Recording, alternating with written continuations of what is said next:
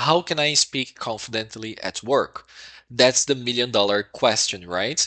And today we're going to combine the key takeaways, the key learning points from the book called Atomic Habits, and combine it with your journey, what you're learning in business English, and make your life easier after today's podcast. You will learn how you can facilitate your life and build lasting habits, habits that you will perform and those won't you won't get bored, those won't be difficult. Let's get into it. I'm Luciano, your host for today for the Business English podcast. Let's get started. The first key takeaway is change your identity, not just your habit. Meaning, if you want to really improve your English skills, you don't need to just build habits, study many hours a day, but rather you need to change your personality. You need to change the way you see yourself. Let's put it in a more concrete example. Some people tell me, Luciano, I I probably won't be able to speak English. And there are people that tell me, on the other hand, Luciano, I want to get started. I know I can do it. Help me here and let's make it happen. There is a quote from Ford that is, if you think you can, you probably can. And if you think you can't, you probably are right. So the people that start classes, they start learning business English, they want to speak at work, but they have that mindset of, I will never be able to do that. So if you have this mindset, it's part of you, meaning you won't be able to speak English. It doesn't matter whether you study 5 hours a day for 5 years, if you have the wrong mindset, you won't be able to speak it. Therefore, it's not only about habits, but your personality, how you approach business English. If you think, I'm a person who speaks English, I'm a person that uses English as a tool to grow professionally, you will be able to speak business English soon. I'm sure of that. Continuing, key takeaway number two is build systems, not only goals. Because your goals, those are important. Don't get me wrong. It's a clear way you're putting it on paper. It's a clear way to get to the goal. But when you think of the systems, is how you will do it, the day to day activities you will perform. Therefore, when you are creating systems, I will give you one example. When you want to run, develop this habit of running, it is a good idea to leave your shoes by the door. Then it's easier to access the shoes, to put them on, and go running. And the same thing, we can apply the same principle to business English. Meaning, I have a suggestion for you. Get a sticky note, post it, and then leave it on your table with a pen. When you're about to start work, you go there, grab your sticky notes and pen, and you write, even if it's a new word or a sentence. And if you do that every single day, you don't need to study 5 hours. 5 minutes will be really good for you. Those 5 minutes will improve your English a lot. Do that for a week and then tell me. Then you can leave here in the comments if that did or didn't help you in the process. So build systems. Bring things to your life that will facilitate your journey. Perhaps you can talk more often to people around you in English. So at the end of the week, when we think about systems, one part of the system is giving yourself a reward. What do I mean? If you completed all of the 5 days and you wrote sentences every single day, when it's Saturday, you can give yourself a reward. You can buy something you like, you can go for a walk, you can do something that pleases you. Because when you're learning something, it doesn't mean that you cannot do other things. The idea is, remember, key takeaway number one, it is to become a person that speaks English. So it's about changing your personality and also building systems. How can you bring more English to your life? Maybe when you're going to work, you can listen to a radio in English. You can listen to this podcast.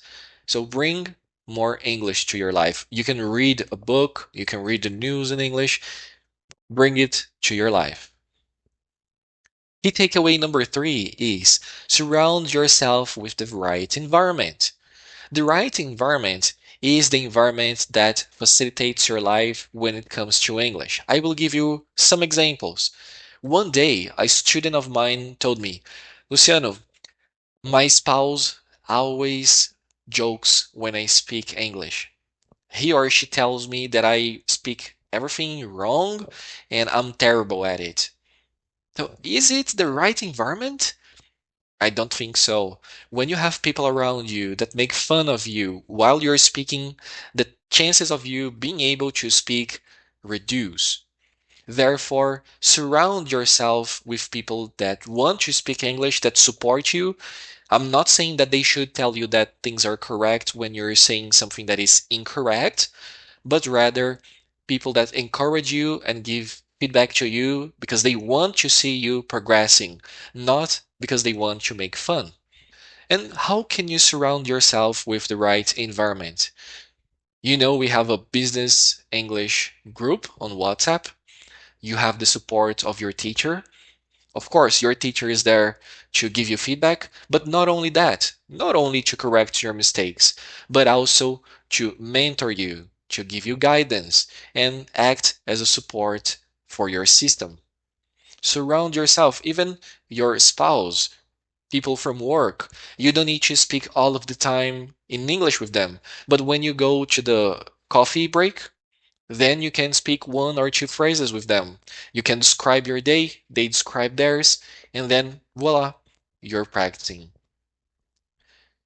The takeaway number four is focus on consistency and not perfection. Because when you aim for perfection, you're trying to force it. And when you try to force things, they don't work. So focus on consistency. Try doing it every business day, Monday to Friday. You don't need to go crazy and study Saturdays and Sundays. If you can, that's great, that's amazing. But if you can't, no problem. Study Monday to Friday, and that's already plenty of work. If you miss one day, for example, you worked a lot on Monday, you wrote a sentence, and then on Tuesday, your boss called you, there was a problem in the company, then you didn't write your sentence or you didn't talk to anyone in English. It's not a big deal. Go ahead in the next day and do your job. Remember about the first key takeaway. It's about your personality. You are a person that studies business English every day. Therefore, it doesn't take you a huge effort to go there and do it. If you miss one day, it's not a problem. Go there in the next and do it. Don't lose 2, 3, 4 days in a row. That's bad when you're trying to build a habit. Consistency is key. Confidence is built through repetition. When you repeat things, that's when you learn something. Because if you don't repeat, if you see a word, if you hear it one day and never practice it, you're going to forget it. Therefore, when you're going to practice a video, you can go there and rewatch it 2, 3, 4 times. It's much better than trying to watch a movie in English. Watch something short that you can watch it more than once. And you don't even need to watch it more than once in the same day. You can do it in the next or in the other day. But the thing is, be consistent. Everyone that achieved confidence, that they became confident to speak in English at their meetings, in conferences abroad, they practiced daily. Now we are at the end of our podcast. We're going to talk about the key takeaways, the learning points. You don't need hours and hours of study, but rather focus on your system. Focus on building small habits and be consistent with them. Don't try to start five different habits. Start with one, develop it for a month. Get the sticky notes and do it for a month. Then you start another one. And then you start a lot of small habits. And when you blink, you will see that you are speaking confidently at work. Finally, change your identity. If you think you can, you most probably can. Remember that. And we couldn't finish our podcast without the mission. Think of the four principles we addressed today. First, think about your identity. Write it in a piece of paper. That could be your first sticky note. You can write, I'm a professional who communicates in English every day. I'm confident when I speak in English. Write things that will become true. They may not be true now, but they will become. Think about your system. How can you implement small habits that will change your life? Maybe writing one sentence in English.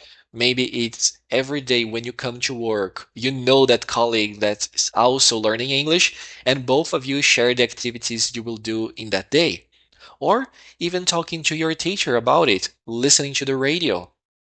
Third, your environment. Make a commitment to someone. Have the help of your teacher, a colleague from work, especially your teacher, because he or she can guide you and knows a lot of the process and how you can learn it faster. Finally, number four is consistency. Track your progress. Really, go to the calendar and take notes. Check there. Okay, today I wrote a single phrase. That's the idea. You learn with consistency. Go there, and if after 5 days, the whole week, you were able to maintain consistency, give yourself a reward. And I'm sure that after doing all of this, thinking and reflecting about all of those points, by the end of the year or by the end of the month, even, you will become much better and much more confident while speaking English at work.